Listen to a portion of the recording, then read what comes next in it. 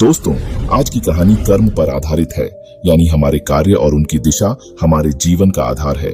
जो हम आज बोते हैं वही कल हमें फल के रूप में प्राप्त होता है। अच्छे कर्म केवल हमें ही नहीं बल्कि समाज और आने वाली पीढ़ियों को भी लाभ पहुंचाते हैं। दोस्तों, प्राचीन समय की बात है। एक दूर दराज जंगल के बीच एक पुराना आश्रम था। वहां एक ज्ञानी गुरु अपने शिष्यों को जीवन के छिपे गहरे रहस्यों की शिक्षा देते थे। उनके शिष्यों में से एक था आनंद।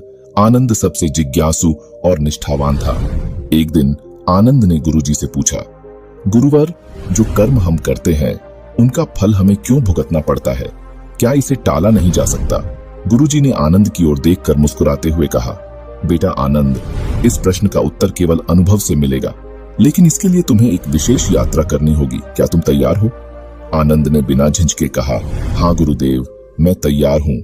गुरुजी ने उसे एक प्राचीन काल की कुंजी देते हुए कहा, बेटा आनंद, जंगल के उत्तर में एक प्राचीन मंदिर है। इस कुंजी से उसका द्वार खोलना, पर याद रखना जो भी देखो शांत रहना, कोई प्रतिक्रिया मत करना।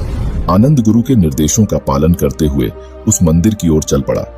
दिन रात की यात्रा के बाद वह एक रहस्यमयी मंदिर पहुंचा। मंदिर के द्वार पर लिखे शिलालेख ने आनंद का ध्यान खींचा। जो देखोगे वह सत्य होगा, पर समझने के लिए धैर्य चाहिए। आनंद ने कुंजी से द्वार खोला। अंदर एक विशाल कक्ष था जिसके बीचों बीच एक चमचमाती जलधारा बह रही थी।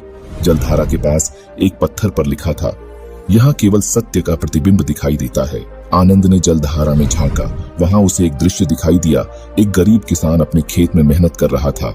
तभी एक प्यासा राहगीर आया और किसान से पानी मांगा। किसान ने क्रोध में आकर राहगीर को भगा दिया। इसके तुरंत बाद दृश्य बदल गया। अब वही किसान किसी और जगह पर खड़ा था और कोई अन्य व्यक्ति उसे भगा रहा था। दृश्य बार बार बदलते रहे और हर बार वही कर्म लौटकर किसान के सामने आ रहा था। आनंद की आंखें चौड़ी हो गईं। फिर जलधारा में एक और दृश्य प्रकट हुआ।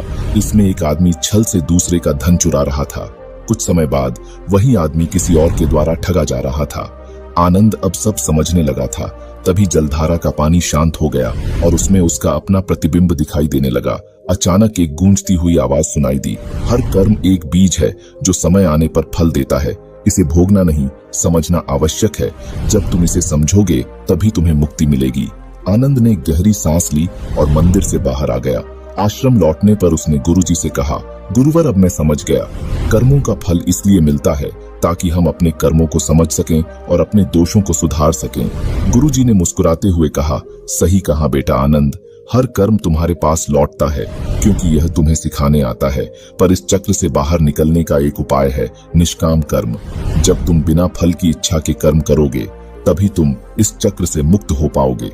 आनंद ने सिर झुका लिया और संकल्प लिया कि वह अब केवल निष्काम कर्म करेगा। उस दिन से उसका जीवन सेवा और सच्चे ज्ञान के मार्ग पर चल पड़ा। दोस्तों, ये कहानी सिखाती है कि कर्म केवल हमारे भोग के लिए नहीं बल्कि आत्मा की शुद्धि और समझ के लिए होते हैं। दोस्तों, ये कहानी आपको कैसी लगी? हमें कमेंट करके जरूर बताना। धन्यवाद।